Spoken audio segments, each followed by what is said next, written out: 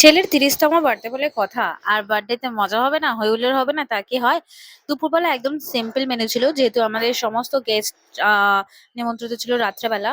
দুপুরবেলা হচ্ছে ওই যেরকম বাঙালি বাড়িতে হয়, মাছের মাথা দিয়ে ডাল, ৫ রকম ভাজা, চিংড়ি মাছের মালাইকারি, ওর পছন্দের সমস্ত খাবার, মাছ। তো ওই সমস্তই ছিল। তারপরে বাড়ির বড়রা সবাই ওকে আশীর্বাদ করে নিচ্ছিল, আশীর্বাদ করে হাতে টাকা গুঁজে দিচ্ছিল। আর আমি ভাবছিলাম কখন তার থেকে আমি আধা ভাগ বসাবো আর কি, দূর থেকে ভাবছিলাম। তারপর হচ্ছে বুনু কেক বানিয়ে এনেছিল যথারীতি। তো আবার দুটো কেক বানিয়েছিল, একটা যেহেতু 30th বার্থডে তার জন্য 30 লেখা একটা কেক, আর একটা হচ্ছে এমনি 2 টায়ার কেক। তো ওর যেহেতু ব্ল্যাক ফরেস্ট পছন্দ, তো এটা ব্ল্যাক ফরেস্ট আর এটা হচ্ছে চকলেট। আর এই যে সুন্দর শ্যাম্পেন যে দেখছো না, এগুলো যেগুলো ক্যান্ডেল গুলো, ওগুলো আমার পছন্দ করা, আমি জেপ্টো থেকে পেয়েছি, মানে এত কিউট লেগেছে। আর শ্যাম্পেন ক্যান্ডেল তো ওর জন্য পারফেক্ট। যাই হোক, সন্ধ্যেবেলায় যে দেখছো যে অ্যারেঞ্জমেন্টটা, এই পেছন দিকে সুন্দর সাজানোটা, এটা করেছে হচ্ছে আমার বোন আর ওর বোন দুজনে মিলে। তো সবাই চলে এসেছিল সন্ধ্যাবেলাতে, মোটামুটি সন্ধ্যেরও পরে, মোটামুটি 8টা বেজে গেছে তখন সবাই এসছে। রাত্রেবেলার ছিল মেনু চিকেন বিরিয়ানি, যেটা আমার মা রান্না করেছিল, আর মাটন, যেটা ওর মা রান্না করেছিল।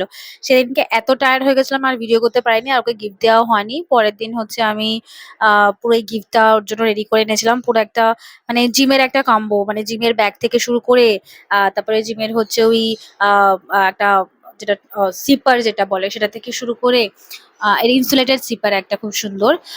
তারপরে হচ্ছে ওর লেদারের ওয়ালেটটা খারাপ হয়ে গেছিল, ওটা জিমের একটা প্যান্ট যেটা ফুয়ারকের, তারপর একটা অ্যাডিডাসের জুতো, সমস্ত কিছু আমি রেখেছিলাম।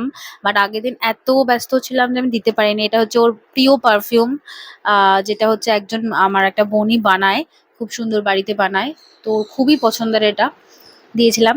আর আমি চলে গেছিলাম ওদের নতুন এই ওয়ালেটের মধ্যে আমার ছবি ঢোকাতে। আমার কাছে একটা পাসপোর্ট সাইজের ছবি ছিল, আমি বললাম এটা তোকে রাখতেই হবে ওয়ালেটে। তো এইটা মোটামুটি আমি চেষ্টা করেছি এটা জিম কম্বো ওকে দেওয়ার, কারণ এটার মধ্যে জুতোটা একেবারে ধরে যায়, একটা ব্যাগটাও খুব সুন্দর ওয়াটার রেজিস্ট্যান্ট, ব্যাগটাও ছিঁড়ে গেছিল। তো এটাই ছিল আমার তরফ থেকে ওর এই বছরের গিফট। এছাড়াও বাড়ির লোকজন থেকে বা বাইরের গেস্টদের থেকে অনেক রকমের গিফট পেয়েছে, খুব বেশি নিমন্ত্রিত ছিল তা নয়, মানে মেনলি জামা পারফিউমও পেয়েছে। ওর এটা না খুব ভালো হয়, মানে এই যে এই সময়টা ওর বার্থডেতে সমস্ত যে জামাগুলো পেয়ে যায়, ও ম্যাক্সিমাম হার্ডলি একটা থেকে দুটো পরে, আর বাকিগুলো সব কিছু পুজোর জন্য স্টোর করে রেখে দেয়। তো এই ছিল আজকের ব্লগ।